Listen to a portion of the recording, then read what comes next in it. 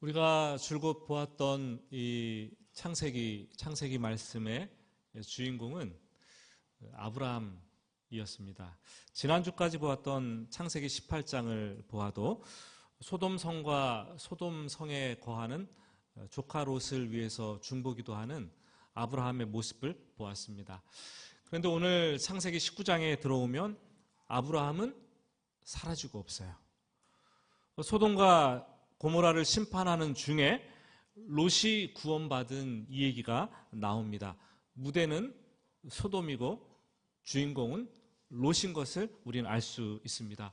이 창세기의 저자가 아브라함의 인생 여정을 설명하다가 왜 갑자기 롯의 얘기를 삽입해서 우리에게 보여주고 있는 것일까요?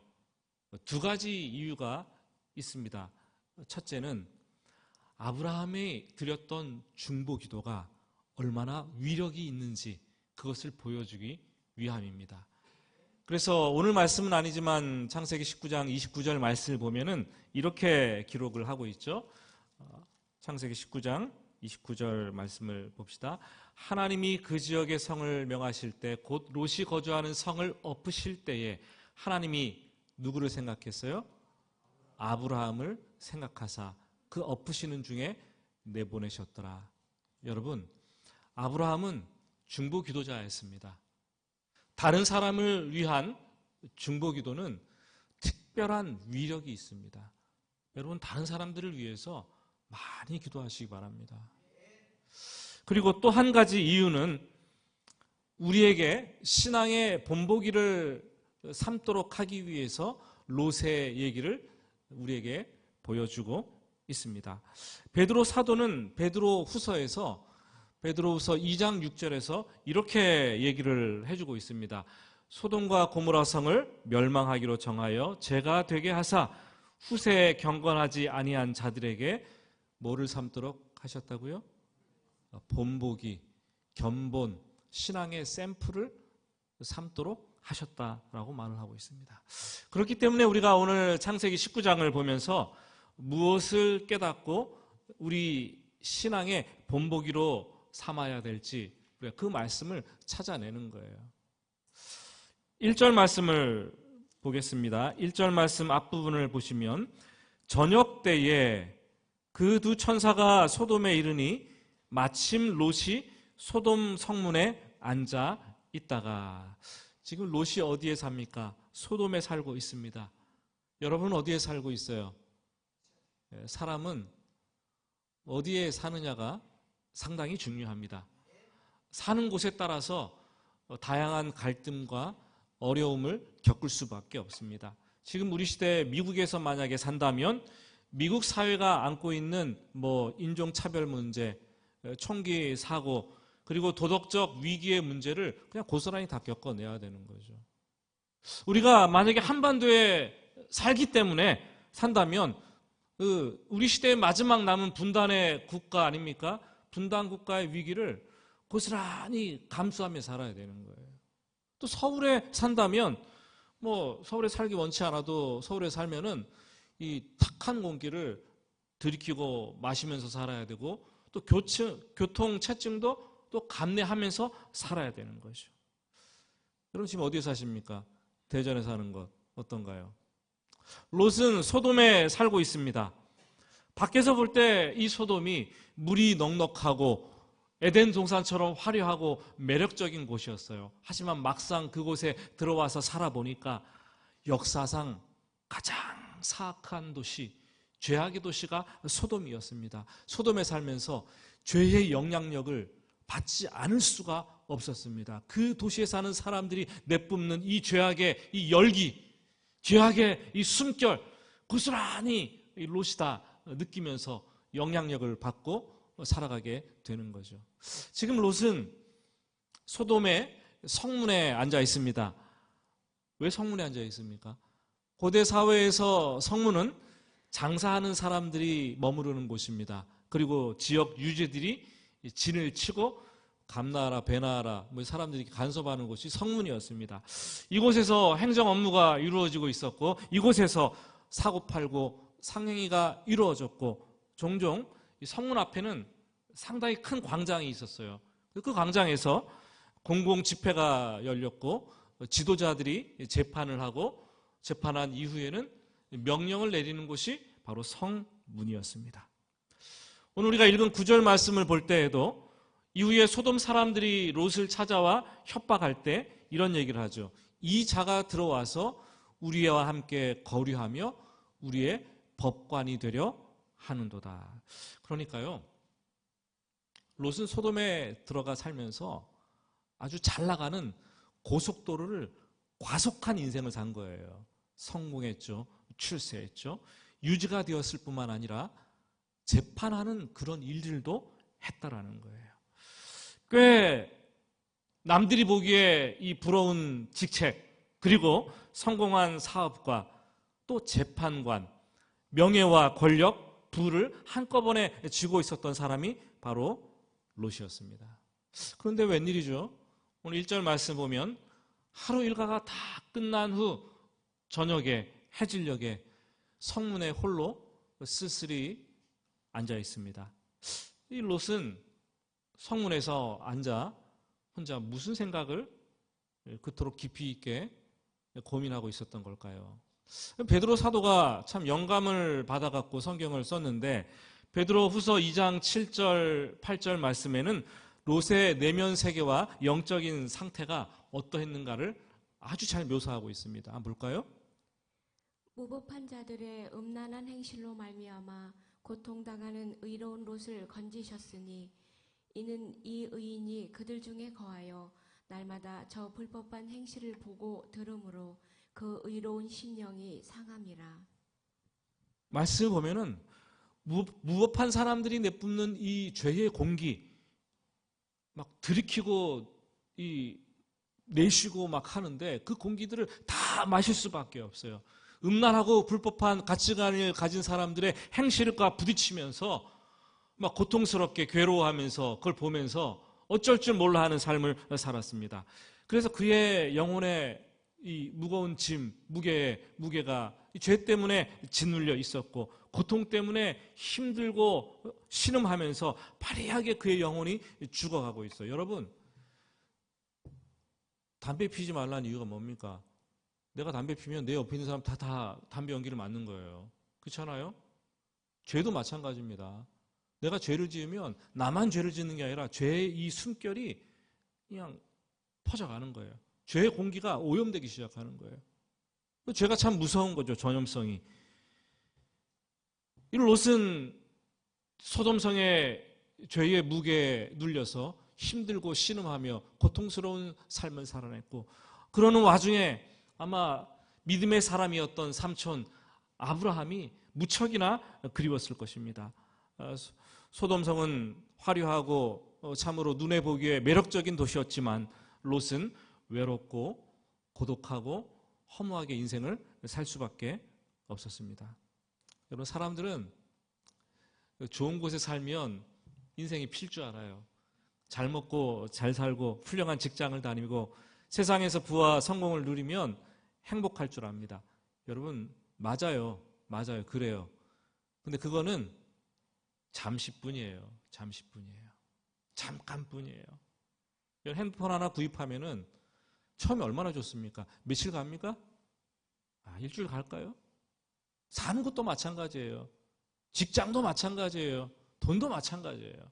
그것으로 우리가 참된 행복을 누릴 수 없다라는 거죠. 참된 행복과 안식은 외부적인 환경이나 조건에 의해서 얻어지는 것이 아니죠. 그것은 절대적인 영혼의 문제요. 내면 세계의 문제입니다. 내 영혼의 주인 되시는 그분, 살아계시고 참되신 그분, 내 인생의 목적이신 그분을 발견하고 만날 때야 비로소 내 영혼이 만족을 얻고 자유함을 얻고 참된 의미를 가지게 되고 인생의 행복을 누리게 된다는 것이죠. 제가 이렇게 말해도 경험해보지 못한 분들은 모르는 거예요. 예? 세상 것들 너무 추구하지 마시기 바랍니다. 거기에 답은 없어요.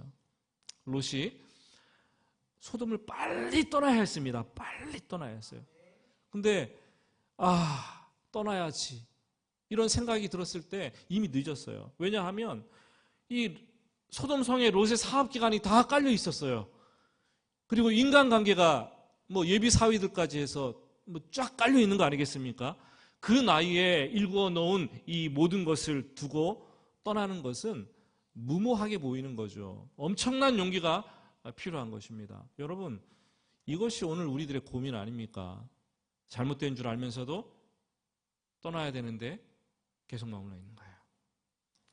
문제가 있는 줄 알면서도 거기에 빠져서 나오지 못합니다. 왜? 놓치고 싶어 않는 것들이 거기에 많기 때문에, 그거 놓으면 죽을 것 같기 때문에. 그래서 늘 갈등하며 거기서 고통스럽고 힘든 삶을 살아가는 거죠. 여러분은 어때요? 어디서 사십니까? 어떻게 사십니까? 빠져나오고 싶은데, 탈출하고 싶은데 놓을 수는 없고 어쩔 수 없어서 고민하고 갈등하면서 그렇게 힘들게 고통스럽게 살지는 않습니까? 하나님은 이 두 천사를 보내셔서 고독하고 허무한 상태에 있는 롯을 만나 주십니다. 소돔을 심판하기 전에 두 천사는 먼저 현장 답사를 하는 거죠. 현장을 답사하십니다. 뭐 오늘이라고 뭐가 다르겠습니까? 오늘날 우리는 알지 못하겠지만 우리 주변에는 하나님께서 부리시는 천사들이 있습니다. 우리 주변에는 하나님께서 나에게 붙여주신, 보내신 사람들이 있습니다. 어느 순간 갑자기 짠 하고 나타나서 까닭 없는데 나를 위로하고 도와주는 사람이 있어요. 그렇죠? 일면식도 없는데 불쑥 나타나가지고 내 이 삶의 이 나발이 내 영역으로 이렇게 쭉 들어옵니다. 그래서 나와 관계를 맺고 나를 살피고 또 내가 잘못됐다고 책망하는 사람들도 있어요. 위기의 순간에 느닷없이 찾아와서 도움을 주는 사람들도 있어요. 우리는 나의 주변에 하나님께서 보내셔서 나를 돕고 살피는 사람들이 있다는 것을 인정해야 돼요. 인정해야 돼요. 그들이 천사들일 수도 있어요. 이 두 천사를 본 롯은 너무나 반가워서 땅에 엎드려 큰 절을 합니다. 이 아브라함의 하나님인 줄로만 알았는데 롯은 생애 처음으로 직접 하나님을, 천사들을 대면하는 거죠. 갈 길이 바쁜 두 천사는 그냥 가려고 합니다. 목적이 이 소돔성의 타락을, 죄악상을 알아보는 거 아니겠습니까? 처음에는 거절했어요. 그렇지만 롯의 간곡한 부탁에 롯의 집에 들어가 하룻밤을 유숙하기로 합니다. 그런데 그날 밤 돌발 상황이 발생하는 거죠. 4절 말씀입니다. 4절 우리 같이 한번 말씀을 읽어볼까요?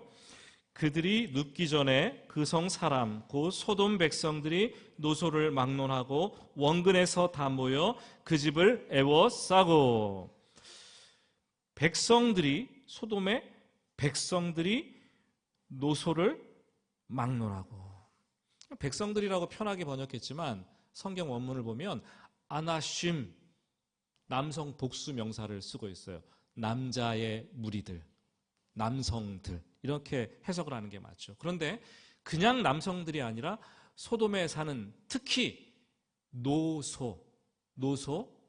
기록을 하고 있어요. 노소를 막론하고. 누굽니까? 노소는 늙은 사람과 어린아이 불문하고 다 그 집을 에워쌌다는 거죠. 참 황당하죠.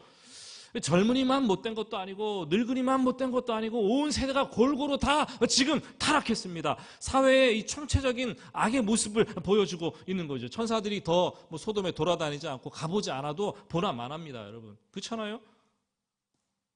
그들이 집 밖에서 노소들이, 남성들이 막 소리를 치는 거예요. 롯! 오늘 밤에 너희 집에 온 사람들이 있지? 빨리 당장 내놔. 우리가 그들과 상관하리라. 5절은 상관하겠다는 표현을 쓰고 있습니다. 이 한글 성경은 참 얌전해요. 번역이 얌전합니다. 그냥 상관하리라. have relations with them. 그러니까 그냥 관계를 맺겠다는 표현으로 쓰고 있지만 이 히브리어 원문을 보면 야다, 성관계를 할 때 표현되는 단어가 기록이 되어 있습니다.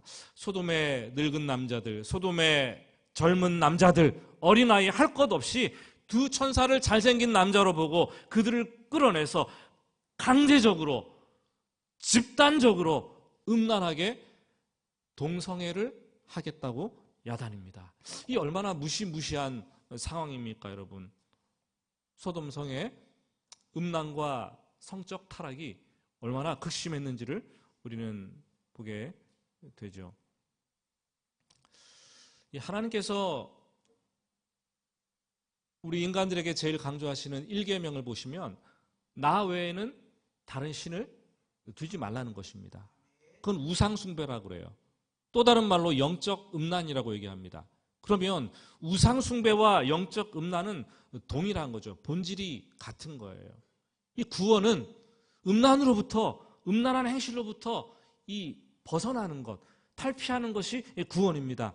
영적으로 음란한 사람들은 반드시 육체적으로도 음란하게 되어 있습니다. 육체적인 음란은 영적인 음란을 반영하는 것일 뿐이에요. 자기 몸을 함부로 하기 전에 자기 영혼이 먼저 피폐해졌기 때문에 그런 일들이 일어나는 거죠. 여러분, 소돔에 살았던 롯의 시대나 지금 우리가 살고 있는 이 시대, 영적으로 타락하지 않고서는 이렇게 음란하지 않을 수가 없어요. 영적으로 타락했기 때문에 음란이 지금 우리 사회에 만연되어 있다는 거죠. 오늘 오후에 연합목장 세미나를 하고 종강을 할 텐데 차별금지법과 이 동성애라는 주제로 김영준 변호사님 모시고 강연을 하겠지만 참 정말 중요한 주제입니다. 여러분들이 귀동냥으로 많이 듣는 것보다 오늘 와서 한번 강의를 듣고 마음속에 새기시면 큰 도움이 될 텐데, 이 시대의 이 영적 타락을 반영하는 것이 음란과 동성애입니다. 그 오늘날 동성애를 옹호하는 사람들이 많이 생겨나잖아요. 그 사람들은 그렇게 주장을 합니다. 동성애는 선천적인 것이다. 동성애는 생물학적인 것이다. 타고나는 것이기 때문에 어쩔 수 없다. 바뀔 수 없다. 그들이 소수이고 그래서 사회적 약자이기 때문에 차별금지법 이거 시행해서 차별을 하지 말아야 되고 인권 문제로 그들에게 접근해서 그들의 인권을 소중하게 여겨야 된다. 굉장히 의로운 정의로운 논리를 펼치죠. 그래서 지금 차별금지법 문제가 되고 있지 않습니까? 그런데요, 아셔야 될 것은 OECD 국가 차별금지법 거의 다 시행하고 있는데 이 차별금지법을 시행하는 국가에서는 청소년들의 이 동성애, 이 트랜스젠더, 이런 성전환 수술 이런 것들이 아주 폭증하고 있어요. 폭증하고 보고서가 증가하는 거예요. 급속도로 증가하고 있다는 거예요. 쉽게 지나칠 일이 아닙니다. 우리나라라고 간과할 일이 전혀 아니라는 거죠. 좀 너무 어렵습니까? 쉽게 생각해 보세요. 미래의 어느 날 여러분의 애지중지 키운 아들이 결혼하겠다고 이 배우자를 탁 데리고 왔어요. 그런데 소개를 시켜주는데 보니까 눈썹이 아주 시커멓고 근육질의 남자예요. 그럼 어떡하시겠습니까? 예? 허락하시겠어요? 그런 일들이 지금 일어나고 있어요. 미국에서는 동성연애 목사가 남성과 남성의 동성연애자를 결혼 주례를 하고 여성과 여성의 이 결혼을 주례하는 이런 일들도 합법화, 주에 따라서 합법화되어서 일어나고 있다는 거죠. 여러분 어떻게 하시겠습니까? 그때 어떻게 하시겠어요? 그래서 이번 달 추천 도서가 우리 아이 지켜줄 게 아닙니까? 좀 알자는 거야. 알아야지 지키지 않겠습니까? 부모들이. 책이 비싸서 그런지 안 사보시더라고요. 별로. 사실 현대과학은요, 동성애에서 이미 검증을 다 끝냈어요. 현대과학은 동성애가 선천적으로 타고나는 것이 아니라고 확인을 해 주었습니다. 동성애 경험이 있는 이 47만 명의 유전체를 조사하니까 그 인간에게 동성애 유전자가 없다는 것이 확실하게 밝혀졌어요. 하나님께서 그렇게 창조하신 게 아니죠. 동성애는 음주, 흡연, 마약, 이 중독과 같이 성적 쾌락을 추구하면서 후천적으로 성적 취향이 변화되어서 일종의 성중독이라고 보는 거예요. 성중독. 동성애가 옛날에는 정신병에 속했어요. 정신적인 문제라는 거죠. 안타깝게도 동성애가 되는 이 이유 중에 80%가 어렸을 때 동성애 포르노물을 보고 집착한 결과 중독되었다는 거예요. 그럼 나머지 20%는요? 나머지 20%는 성인 동성애자에게 성폭행을 다했기 때문에 동성애자가 된다라고 보고하고 있어요. 놀라운 사실 아닙니까, 여러분? 지금 우리 아이들이 이렇게 음란과 성적 타락과 더불어 차별금지법과 이 인권 존중과 더불어 동성애에 그냥 무자비하게 노출되어 있는 거예요. 아셔야 됩니다, 여러분. 그거. 소돔의 심판과 멸망은 이 소돔 자체가 불의한 사회였기 때문이기도 하지만 가장 큰 죄악의 문제는 음란한 동성애 문제였습니다. 그래서 나중에 소돔 사람들을 지칭해서 소도마이트, 동성애자라는, 영어로 동성애자가 소도마이트 아닙니까? 그런 지칭을 받게 되었습니다. 8절 보면은 말도 안 되는 얘기가 나옵니다. 참 분노가, 우리 아버지들은 좀 분노하셔야 돼요. 8절 말씀을 보실까요? 보시면 내게 남자를 가까이 하지 아니한 두 딸이 있노라. 청하건대 내가 그들을 너희에게로 이끌어내리니 너희 눈에 좋은 대로 그들에게 행하고 이 사람들은 내 집에 들어왔은즉 이 사람들에게는 아무 일도 저지르지 말라. 아버지로서는 지금 손님 대신에 두 딸을 음란한 폭도들에게 내주려고 합니다. 거의 미쳤어요. 이해할 수 없는 수준이에요. 아버지 상이 이게 뭡니까? 예? 하지만 고대 사회 관점에서 우리가 보면은 일면 이해가 되는데, 자기 집에 온 손님들을 지켜내는 것은 그 집안에 이 명예가 달린 문제예요. 이거를 지켜내지 못하면 집안의 명예가 아주 바닥으로 떨어지는 거죠.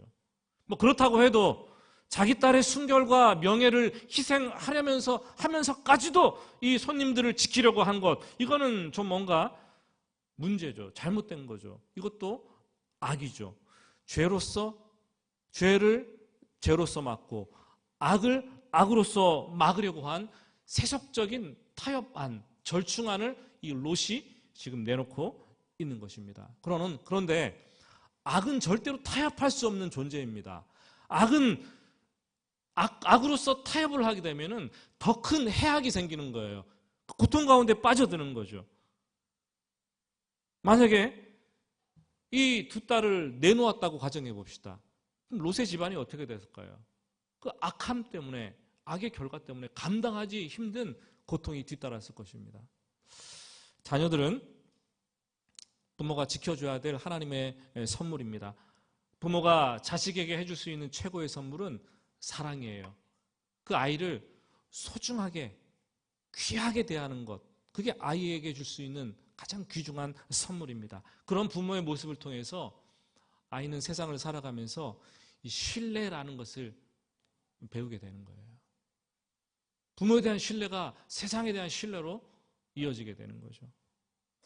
참 요즘 세상을 보면서 많이 걱정되는 것은, 학문적으로 볼 때 지금 세상은요, 심리학이 지배하는 세상이 됐어요. 심리학이 지배해요.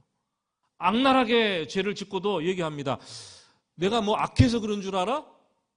내가 스트레스가 너무나 많아가지고 내가 어쩔 수 없이 그렇게 했어. 어쩔 수 없는 상황이었어. 이렇게 얘기하잖아요. 내가 그렇게 죄를 지은 거는 내 성장 배경이 그랬기 때문에 내가 그럴 수밖에 없는 이 배경을 갖추고 있었어. 그래서 어쩔 수밖에 없어 얘기를 합니다. 아니야, 내가 술 때문에 심신이 미약해서 제정신이 아니었어. 이 얘기를 합니다. 그러면 이게 또 반영이 되는 거예요. 죄를 심판하는데. 참 놀랍지 않습니까? 여러분, 심리는 윤리가 아닙니다. 심리는 윤리학의 범주에 들어오지 않습니다. 우리 시대 윤리학을 심리학이 그냥 다 죽이고 말살해 가고 있는 거예요. 바닥으로 파고 들어가면 그 심리학 밑에는 유물론적인 사고가 흐르고 있는데, 이 인간의 호르몬, 이 전두엽, 이렇게 추구하는, 연구하는 뇌과학으로 풀면 인간의 뇌 신경의 전달 물질의 이 변화와 이게 따라서 이 인간의 이 마음 심리가 조종당한다라는 거예요. 그래서 뇌과학이 들어와서 인간을 분석하는데 유물론적인 사고로 분석하고 해석하면서 심리학이 윤리학의 자리를 완전히 꿰차고 있는 거예요. 꿰차고. 그래서 죄라고 지적을 못하고 심리적으로 이해하고 수용하고 용납하려고 합니다. 죄악을 저질러도 윤리를 제쳐두고 그래서 환경과 심리를 따지면서 죄의 이 중량을 결정하는 것. 이게 오늘날 가장 큰 문제입니다, 여러분. 우리는 정신 똑바로 차려야 돼요, 이런 시대예요. 9절 하반절 말씀을 보시면 롯을 밀치며 가까이 가서 그 문을 부수려고 합니다. 집단 동성애를 요구했던 소돔 사람들이 급기야 롯을 죽이려고 하고 문을 부수려고 합니다. 이 군중 심리가 사람들을 휘감아 폭도들이 되게 했습니다. 윤리는 바닥에 떨어지고 걷잡을 수 없는 이 군중 심리가 소돔을 지배하고 있습니다. 우리는 소돔에 10명의 의인이 없어서 망한 이유가 무엇인가를 여기에서 발견하게 되는 거예요. 노소 모든 사람들이 이 죄악을 밥 먹듯이 행했다는 거죠. 악한 시대에 악한 사회를 거스를 수 있는 사람들이 있어야 되는데 그 도시에 10명이 없었다라는 거예요. 그 사람들 때문에 사회가 버텨지는 것이고 사회 윤리가 지켜지는 것인데 예수 믿는 사람들 때문에 이 세상이 지켜지는 것인데 죄를 죄라고 말할 수 있는 사람들이 없어서 예수님을 제대로 믿는 사람들이 없어서 그 사회가 완전히 붕괴되고 무너져 내리고 결국 망하게 되었다라는 거죠. 예? 계엄령 얘기하면서 그러잖아요. 같이 국무회의를 했던 사람도 다 내란죄다 막 그러면서 왜 막아서지 않느냐? 다 동참했다 그런 거 아닙니까? 한 사람이라도 목숨 걸고 대통령 바짓가랑에도 잡고 못 가게 막았으면 그게 힘든 거잖아요. 그죠? 우리 그리스도인들의 역할이 그런 거예요. 예? 정말 제대로 우리가 예수를 믿는다면 이 사회를 거스를 수 있고 사회의 윤리를 지켜낼 수 있는 이 타락한 세상에서 그런 존재와 같은 사람들이 바로 저와 여러분들이 되어야 되죠. 거창하게 말할 필요 없습니다. 내가 몸담고 있는 직장에서, 부서에서, 내 조직에서 거기서 우리는 그런 일들을 감당해내야 됩니다. 10절과 11절 말씀을 보면 그 사람들이 손을 내밀어 손님들이죠. 롯을 집으로 끌어들이고 문을 닫습니다. 문 밖에 무리를 대소를 막론하고 그 눈을 다 어둡게 하니까 그들이 그 문을 찾느라고 헤매입니다. 이 짧은 이 두 구절에 문이라는 단어가 3번이나 나옵니다. 문. 롯과 소돔 사람들은 문 하나를 사이에 두고 극렬하게 대치하고 있습니다. 마치 계엄령이 내렸을 때 그 군인들과 시민들이 문을 하나 사이에 두고 몸싸움을 벌이는 그 장면과 너무나 대치되는 상황 아닙니까? 문을 열고 들어가려고 하는 자와 문을 닫고 못 들어오게 막으려는 자 사이에 싸움이 신랄하게 벌어지고 있는 거죠. 문이 뭡니까, 여러분? 문은 이쪽과 저쪽을 소통시키는, 이어주는 통로입니다. 마치 다리와 브릿지와 같은 거죠. 절망에서 희망으로 연결시켜주고 희망에서 절망으로 연결시켜주고 다른 세계로 이동하는 통로가 바로 문입니다. 문의 의미도 다양하죠. 우리가 문을 연다 그러면 사업을 개시했다는 말일 수도 있고, 문을 닫았다 그러면 경영하는 것을 그만두었다는 얘기도 하고, 세상을 살면서 우리가 반드시 통과해야 되는 문도 있어요. 관문이라 그러죠. 죽음도 우리가 천국에 들어가기 위해서는 통과해야 될 관문이 아닙니까? 설교 준비를 하면서 집안에 문을 한번 다 살펴봤어요. 돌아다니면서. 그러니까 문이 꽤 많더라고요. 집에서 한번 보세요. 몇 개 있는가. 근데 문을 보니까 이게 미닫이 문, 여닫이 문, 작은 문, 큰 문, 이게 문이 되게 많은 거예요.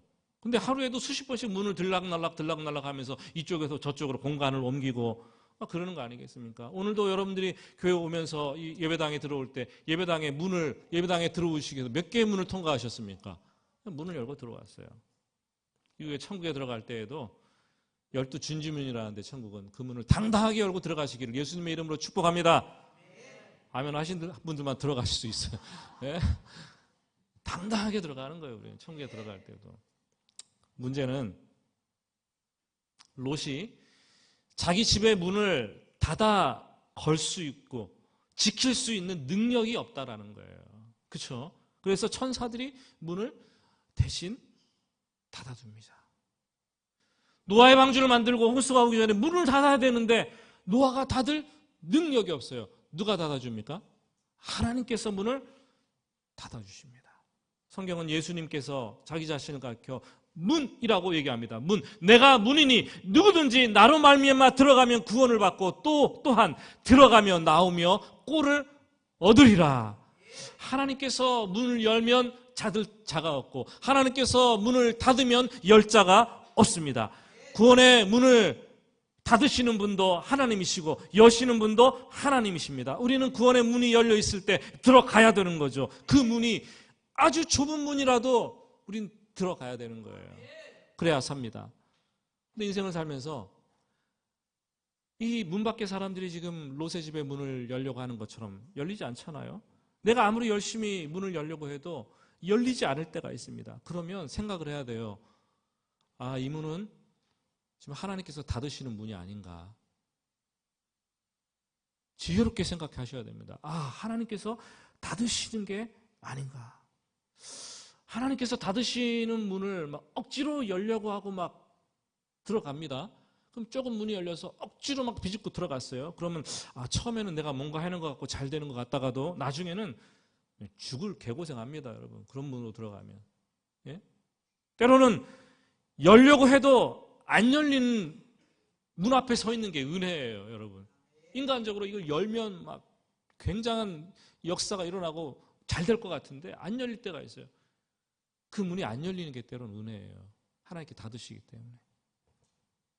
하나님 지금 롯을 지키기 위해서 문 밖에 있는 소돔 사람들의 눈을 어둡게 하십니다. 그래서 그들이 문을 찾느라 헤매이고 방황할 수밖에 없는 거죠. 그들은 길을 잃었어요. 방향을 잃었습니다. 이때부터 소돔에 대한 심판은 시작되고 카운트다운이 벌써 들어가기 시작합니다. 여러분, 우리 시대가 눈먼 시대입니다. 어디에 문이 있는지 어디로 가야 될지 몰라서 너듬너듬거리며 헤매는 인생을 살아가는 사람들이 아주 질비합니다. 사랑하는 여러분, 시대가 어둡습니다. 방향을 잃었습니다. 어둠에서 문도 찾지 못합니다. 그러나 우리는 문 안에 있어야 돼요. 그리고 문 안에서 영안의 눈을 뜨고 있어야 됩니다. 보지 못하면서 본다고 하면 안 되는 거죠. 하나님께서 미워하시는 이 죄와 악 분별할 수 있어야 되고 인간의 윤리와 심리가 어떻게 다른지 구별할 수 있어야 되고 말씀을 붙잡고 모든 군중들이 다 군중 심리에 휩쓸리더라도 우리는 그 말씀대로 흔들리지 않는 그런 아주 의지가 필요한 거예요. 그래서 좁은 문, 좁은 길이라도 주님께서 보여주시는 길이라면 그냥 들어가는 거예요. 거기에 구원이 있습니다. 이번 한 주간도 주님께서 우리를 보호하시는 문 안에 있음을 안심하시고 어두운 세상을 거스릴 수도 있는 담대함을 가지고 올바른 방향으로 결정하고 나아갈 수 있는 한 주간 되시기를 예수님의 이름으로 축복합니다. 우리 잠시 기도하겠습니다.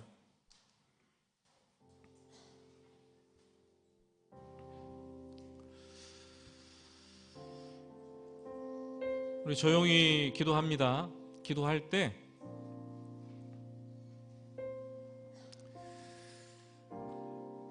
소돔과 고모라 같은 죄악된 세상에 살면서 마음이 괴롭고 고통당할 때가 있어요. 남편의 죄 때문에 아내와 자식들이 고통당할 수 있고 아내의 죄 때문에 자식들이 울고 있을 수도 있고 나의 죄 때문에 내 주변에 있는 사람들이 고통받을 수도 있습니다. 우리가 죄의 영향력 아래 살면서 여기 있어서는 안 되는데 탈출해야 되는데 이러지도 저러지도 못하고 놓지 못해서 살아가고 있는 분들이 계십니까? 용기를 내라고 말합니다. 죄악된 세상을 거스를 수 있는 용기를 주시고 세속에 물들지 않는 분별의 영안을 뜨게 하시고 주님을 사랑하는 백성들이 구원의 문을 통과하여 흔들림 없는 구원의 길을 가라고 말씀하십니다. 주님, 제가 세상에 어떻든 믿음 붙잡고 말씀 붙잡고 이 길을 온전히 걸어가겠습니다. 조용히 묵상하면서 이런 기도를 하나님께 올려드리겠습니다. 같이 기도하겠습니다. 아버지, 주님,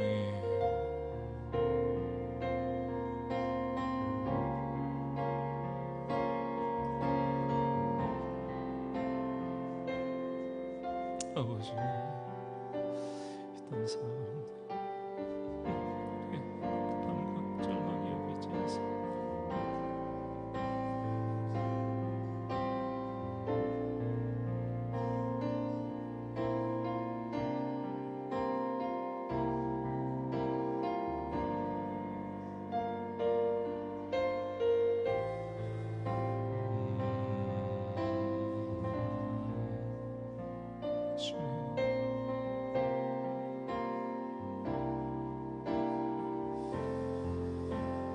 주님 살게 해주시옵소서. 여러분 신앙생활은 선하신 뜻에 따라 이 땅을 다스려 주시옵소서. 이제는 십자가에서 죽으심으로 하나님 아버지, 소돔과 고모라 같은 가정과 제약된 교회와 세상에 나라를 살면서 거룩한 행동이 되도록 고통당하는 소극적인 성령님의 그리스도인이 아니라 시대를 거스를 수 있는 적극적인 담대한 그리스도인과 교회가 되게 하여 주시옵소서. 세상에 희망과 빛을 제시하는 그런 교회 되길 원합니다. 인도하여 주시옵소서. 예수님의 이름으로 기도드립니다. 아멘.